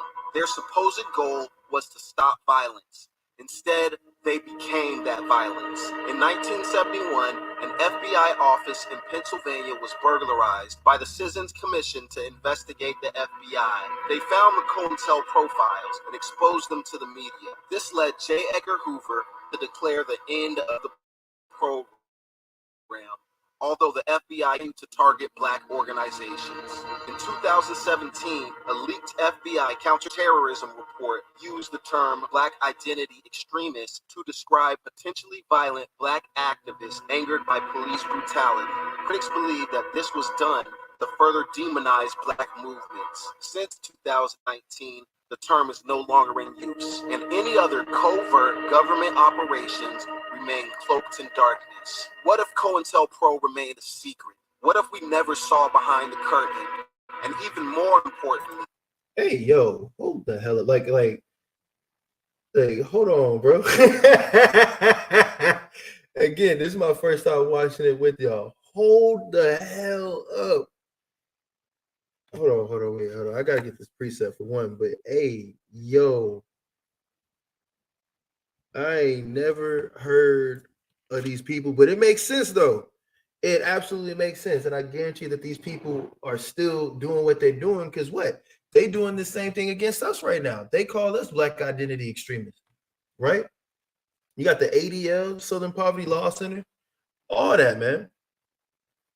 Shoot, there's a whole thing on Tubi about somebody trying to debunk the Hebrew Israelites and how they demonize us and whatnot. It's the same exact thing. The exact same thing, man. Let me see. Where is it at? Salakia. God. The book of Psalms, chapter 83. I'm gonna start at verse 2. For lo, thy enemies make a tumult, and they that hate thee have lifted up the head. They have taken crafty counsel against thy people and consulted against thy hidden ones. They have said, come and let us cut them off from being a nation, that the name of Israel may be no more in remembrance. For they have consulted together with one consent. They are confederate against thee. And that's exactly what these people are, man. They are confederate against us. Ain't nothing new. The same thing that they've been doing, they still do to this day. Lord and Christ. Let's continue. what secret activities are they concealing now? Free me. An impartial investigative agency dedicated to serving the people of the United States. Its fundamental role, to protect the innocent, to apprehend the guilty. This is your FBI.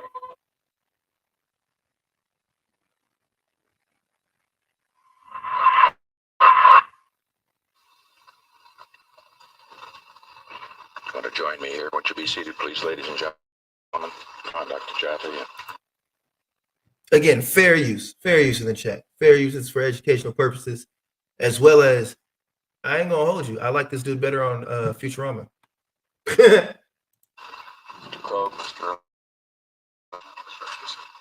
fine. Ladies and gentlemen, I would like to summarize for you the meeting that I have just had with the bipartisan leaders, which began at 8 o'clock and was completed 2 hours later. I began the meeting by making this statement, which I think needs to be made to the nation. America's public enemy number one in the United States is drug abuse. Nah, it's that hairline, bro. Look at that boy hairline. Look at that hairline. How you got a receding hairline longer on one side and shorter on the other? Nah, the number one issue at that time was your hairline, bucko. In order to fight and defeat this enemy, it is necessary to wage a new all-out offensive.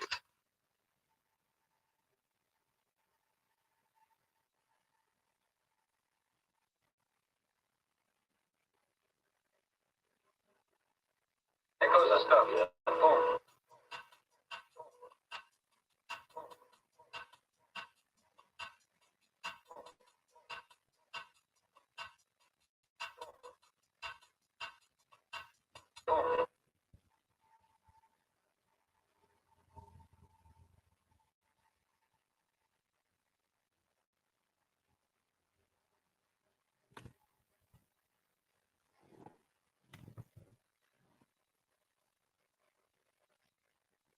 Drugs are menacing our society. They're threatening our values and undercutting our institutions. They're killing our children. The pill can kill. Say no to drugs. Of course, your local drug pusher may tell you a little something different about these drugs. What would I do if someone offered me these drugs? I would take a hike.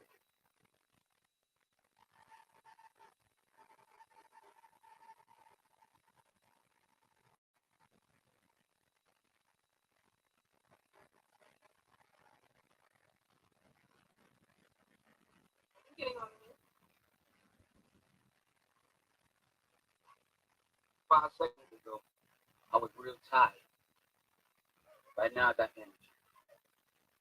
I can get up from here now and walk to the moon.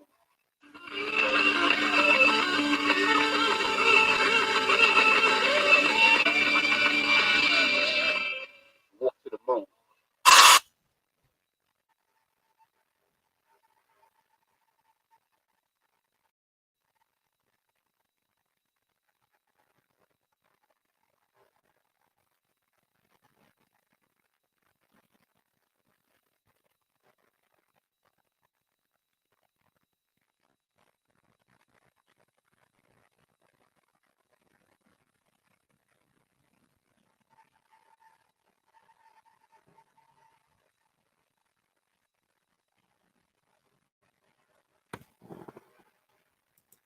Now, hold on now. We about to get into the crime bill. We about to see the current president say what he said, man. All right. Again, fair use.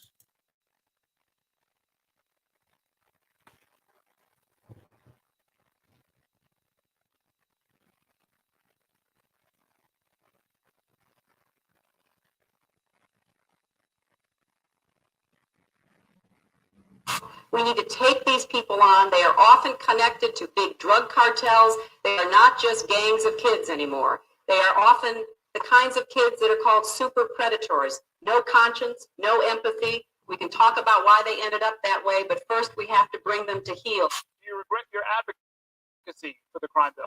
Well, look, I supported the crime bill. My husband has apologized. He was the president who actually signed it. I'm sorry for the consequences that were unintended and that have had a very unfortunate impact on people's lives.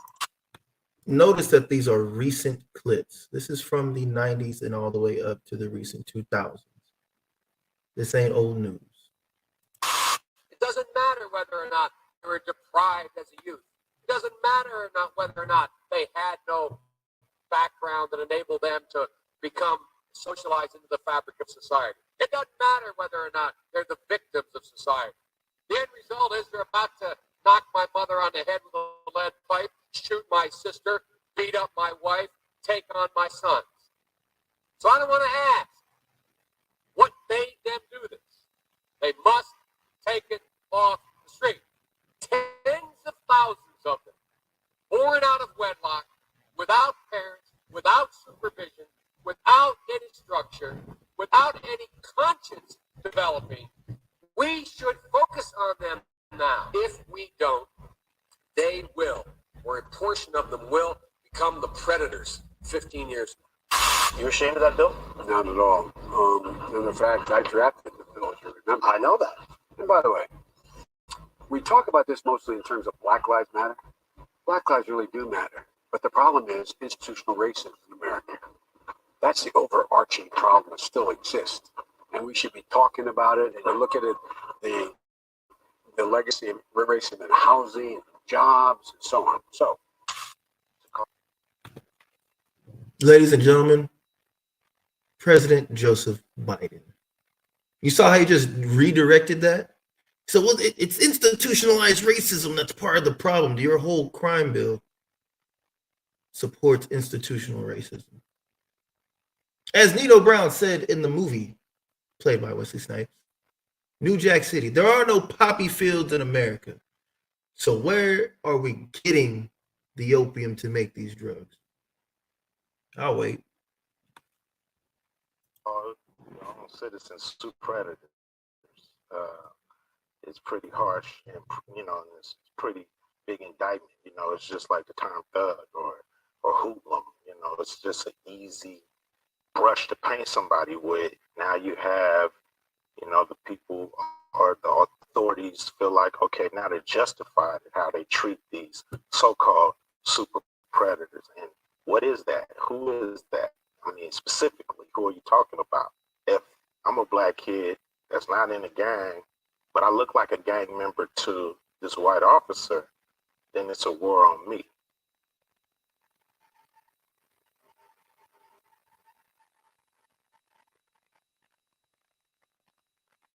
They were smuggling it.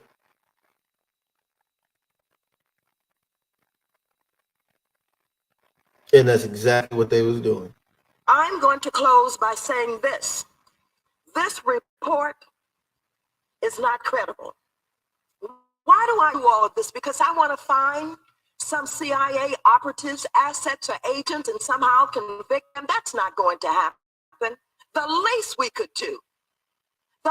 could do is develop public policy that will indicate that drug trafficking can never be used in any covert operation, no matter what is being attempted. And we find more information about drug trafficking, and either the CIA absolutely knowing or turning its head. At the same time, we're spending millions of dollars talking about a war on drugs. Give me a break, Mr. Chairman and members. My community has been devastated, as many communities across this nation. People are outraged and concerned about the fact that somehow this drug problem won't go away, and the idea that the government could be involved. To the moon.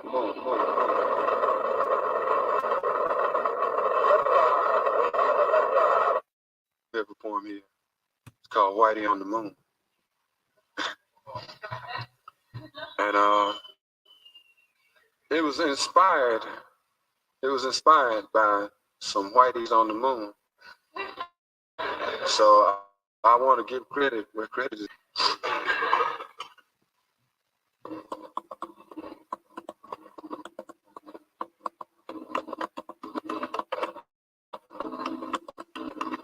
I done been my sister Nell with Whitey on the moon. Face and arms began to swell, and Whitey's on the moon. I can't pay no doctor, and as if all that crap wasn't enough, a rat done bit my sister Nell with Whitey on the moon.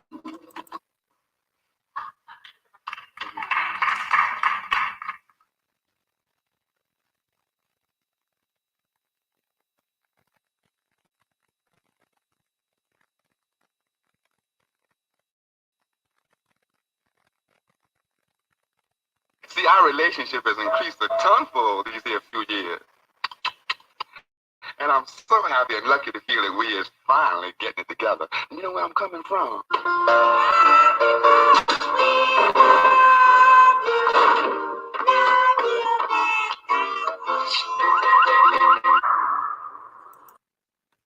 Bruh.